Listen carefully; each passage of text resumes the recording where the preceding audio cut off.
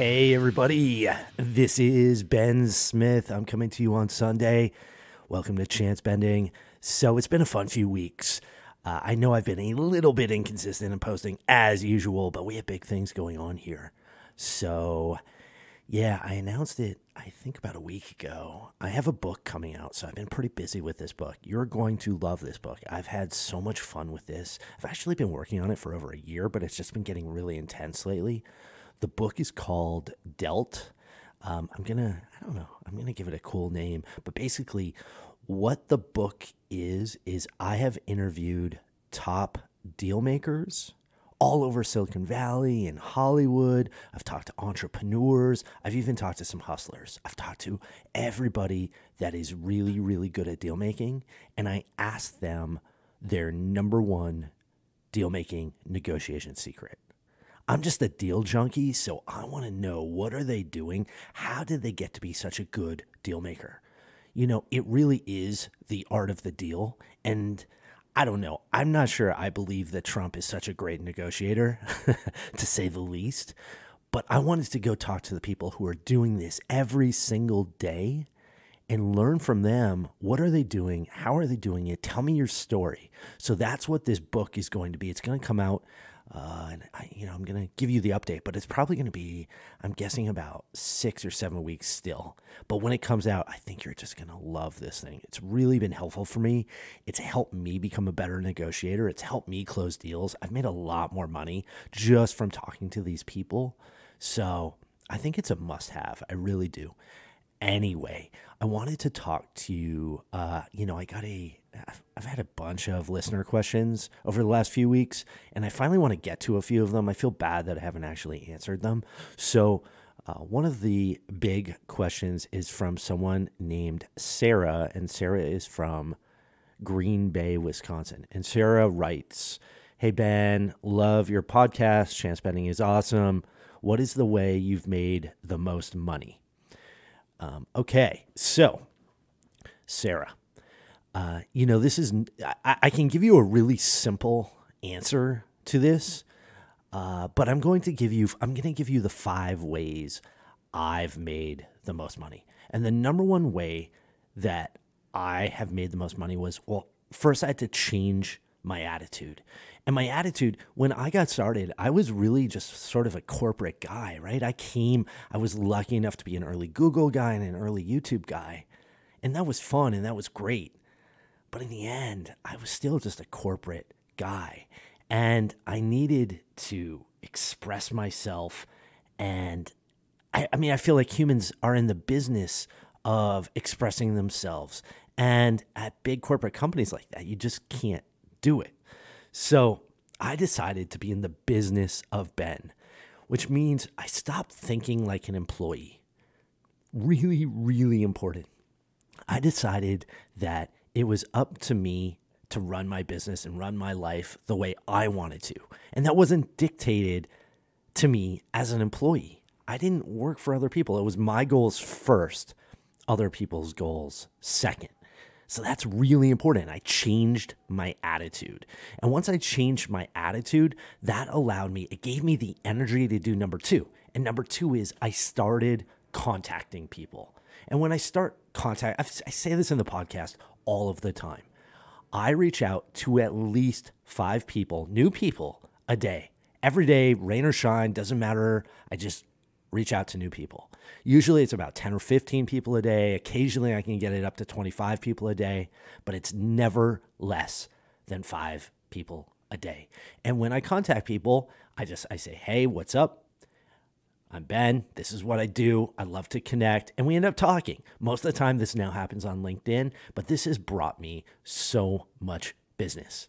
I have made, I would guess, over 7 figures at this point, contacting people through LinkedIn and just saying, "Hey." It's that simple.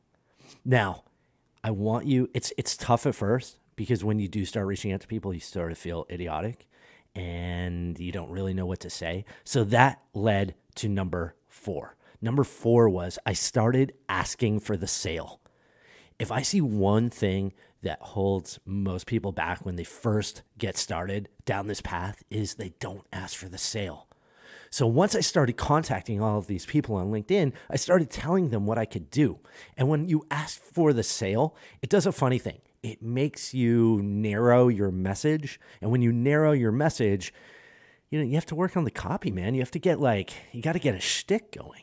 And it's really, really hard to just plan a shtick. I mean, I'm sort of an introvert at heart. I know you don't believe that, but I sort of had to force myself to sell and to come up with a message. And when you're contacting people on LinkedIn and you start talking to them, inevitably you're going to have to find creative ways of selling what you're doing. Now, I don't want to do that in a cheesy way. I don't want to go over the top. I don't want to be any of these guys like Gary Vaynerchuk. I don't want to be like those guys. I actually just want to be helpful. Now, it's a fine line, and I'm trying to find that line. And hopefully, if you're listening to Chance Bending, that's what I'm trying to do, and that's what I'm about.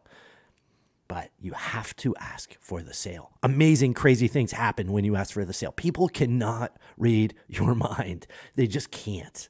It's amazing. I mean, I can't read my own mind. I know my wife can't read my mind. No one can read my mind. So I have to ask for the sale. So for instance, when I just told you about my book, I want you to go get my book when it's ready. And I'm telling you now so that down the road, you might get the book. That's how it works. All right. So that's number 4, ask for the sale. All right. Number 5, this is the big one. And this is part of why I'm doing this book. I had to learn how to negotiate. And when I say that I had to learn how to negotiate, I had to learn how to ask for the sale. And when I asked for the sale, I had to ask for more. Asking for more is the key to everything. Now, I've written a bunch of stuff online. You can go search for Ben Smith and negotiation and so forth. The big thing for me was, and hats off to Donald Trump on this, and I don't give him props on everything, but you know what? At all. But when you ask for more, magic things happen. I say you should ask for about 33% more than what you think, what you're looking for. When you ask for a little bit more, amazing things happen. First of all, you might just get what you're asking for. So if you want $100 and you ask for $133, you might just get it. Number 2, you give room to negotiate. You allow the other party to feel like they're going to win this negotiation when they start taking you down. That's a really big deal. A huge part of human life and interactions and negotiation is making sure everyone's ego is intact. I never try to make someone feel bad. I don't want to make anyone feel bad. So if I give them room to negotiate, they're going to feel a lot better about where they end up. That's huge. I can't stress it enough. This is why when you see these negotiations between countries or let's say in sports, people generally take extreme stands so that they can meet in the middle. That's an exciting part of negotiation. You have to do this. You personally have to do this. I will tell you, when I learned this concept, I tripled the amount of money I was making in a year within months. I really did. That's because with all of the deals I was working on, I started asking for more. I started getting better consulting deals, and I just asked for so much more, and they gave it to me. That's amazing. And once you have money coming in the door, that's when you can start to reinvest in your life, in what you're doing, and this is how the system works. So let's review. Number 1, I changed my attitude. Number 2, I started contacting people. Once I started contacting people, I forced myself to talk about myself and speak publicly. I asked for the sale, and then I learned how to negotiate and ask for more. So that's the answer, Sarah. That's what I do, and that's what I'm doing. And I'm trying to do it on a higher level every day now. It's tough. It's tough. I understand it's tough. And not every day I'm perfect. I will tell you, some days I screw up. But the one thing that I really do try to do is get those 5 contacts in, no matter what, every single day. Even if it kills me. Even on days when I'm sick, I've done this. I just feel like it's that important. Some days, as you know, I miss the podcast, but I still reach out to people. All right, so that is what I wanted to leave you with today. There are more questions, but we can get to them later. I know we have a busy week with Chance Bending. As you can see, we're starting to do new formats. We're going to do some really crazy stuff pretty soon, like stuff no one's ever seen before. I promise you. We're, based on that conversation with Jeremy Welt, I think we might be messing around with some Avatar stuff. You're going to see some wild stuff out of Chance Bending. So stay tuned.